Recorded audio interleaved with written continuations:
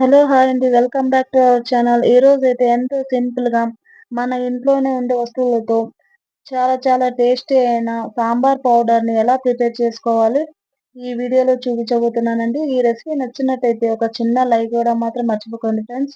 ముందుగా ఒక కళాయి తీసుకొని మంటని మీడియం ఫ్లేమ్‌లోనే పెట్టుకొని 2 టేబుల్ స్పూన్ ఉద్దిగాళ్ళు వేసుకొని దూరగా వేయించుకోవాలండి. లైట్‌గా గోల్డెన్ బ్రౌన్ కలర్ వచ్చేంత వరకు వేయించుకోవాలి. మంటని లో ఫ్లేమ్‌లోనే పెట్టుకొని వేయించుకోవాలి.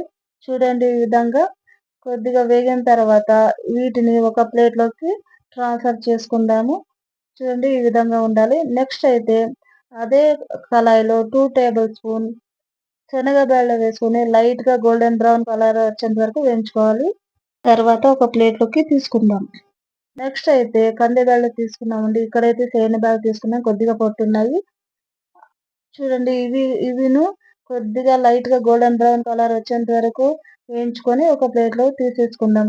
నెక్స్ట్ అయితే ఒక టీ స్పూన్ మెంతులు, ఒక టీ స్పూన్ మిరియాలు, ఒక టీ స్పూన్ జీలకర్ర వేసుకొని లైట్‌గా వేయించుకోవాలి. ఇవి తొందరగా వేగిపోతాయి. చూడండి ఇలా దోరగా వేయించుకున్న తర్వాత ఒక ప్లేట్‌లోకి తీసేసుకుందాం. నెక్స్ట్ అయితే హాఫ్ కప్పు ధనియాలు తీసుకొని ఇవి మంచి కలర్ వచ్చిన తర్వాత ఒక ప్లేట్‌లోకి తీసేసుకుందామండి.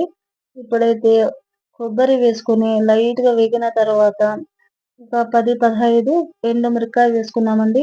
అలాగే హాఫ్ కప్పు కరివేపాకు వేసుకొని లైట్‌గా వేయించుకోవాలండి. ఎండుమిరపకాయ అయితే చూసి వేసుకోండి. కారానికి తగినట్టు వేసుకోండి. అలాగే ఒక టేబుల్ స్పూన్ పసుపు వేసుకొని లైట్‌గా వేగిన తర్వాత స్టవ్ ఆఫ్ చేసుకొని ఒక ప్లేట్‌లోకి తీసేసుకుందామండి. ఇవన్నీ ఒక 10 నిమిషాలు చల్లారాలి. ఇలా 10 నిమిషాలు చల్లారిన తర్వాత ఒక మిక్సీ జార్ తీసుకొని మనం వేయించి పెట్టుకున్న ఇంగ్రీడియెంట్స్ అన్నీ మిక్సీలో వేసుకొని మిక్సీ పట్టుకోవాలండి. చూడండి చాలా నున్నగా కాకుండా కొద్దిగా బరకగా ఉండేటట్టు మిక్సీ పట్టుకోండి. చూడండి ఈ విధంగా ఉండాలి. ఎంత కలర్‌ఫుల్‌గా ఉందో కదా!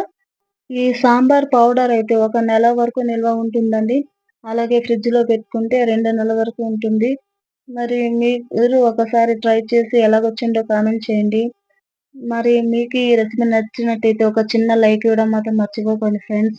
అలాగే మీ ఫ్రెండ్స్‌కి, ఫ్యామిలీ మెంబర్స్‌కి ఈ వీడియోని షేర్ చేయండి.